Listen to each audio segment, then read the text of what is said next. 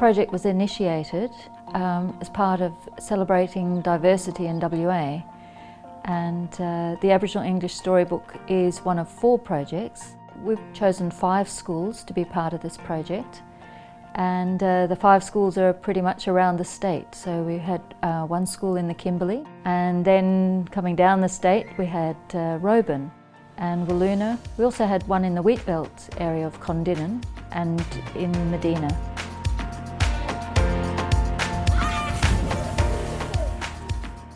The fantastic thing about this project is that we're looking at students, if you like, home language that's commonly spoken at home, and it is, for many, it is their first language.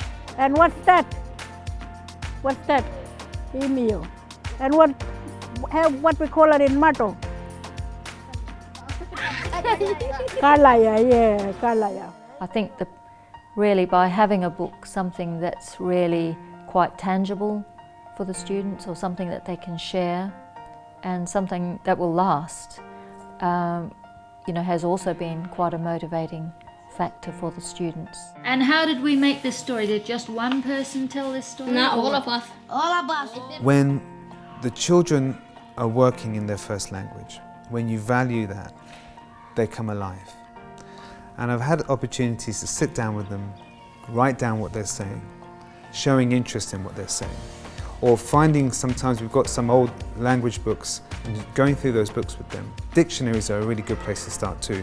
Oh, what's this word? How do you say it? You try and say it, and then they can see that you're trying to learn their way. And it brings them in, it changes them. And that happens. And so being able to use your first language in the classroom setting is by far and away the most important step for me, I think, to find success. That will be Hunting, yeah, good one.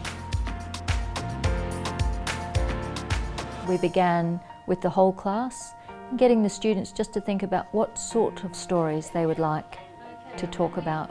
And then I worked with the Aboriginal Education Officer. She was able to work with the children to try and explain, about Aboriginal English. We really wanted them to talk in home talk. I sit down and talk Martu too with them, And when you're doing things with kids like that, and you talk Martu, well, it's encouraged them to more. now they have I swim in the water, then they see. Often students, when they're writing their stories, they might switch between the 2 codes. So they might start in standard English, on the weekend I went, and then they'll revert into their Aboriginal English. So I think, by having books like this where teachers can actually look at, well, what does Aboriginal English look like? It will actually help them. They be creeping and hiding and spear one malo got him spear. We actually then got the students, 3 of the students who told quite similar stories, worked then with Sandra, and we scribed the story.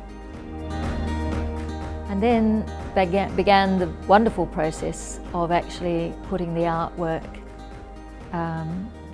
together for the story. And the students are just brilliant artists. In a school environment, one of the key goals is to improve literacy and to support students with their reading and writing. I reckon the more stories and stuff the kids make up and do themselves is a way of learning as well. I'm proud of the whole 3 of them. The final story book that was created from Wiluna was the rock hole to rock hole story. Sort of able to have a good juxtaposition between the story, which was telling about the old times, and the modern time, of how this area is currently used and how much the students enjoy this particular rock hole.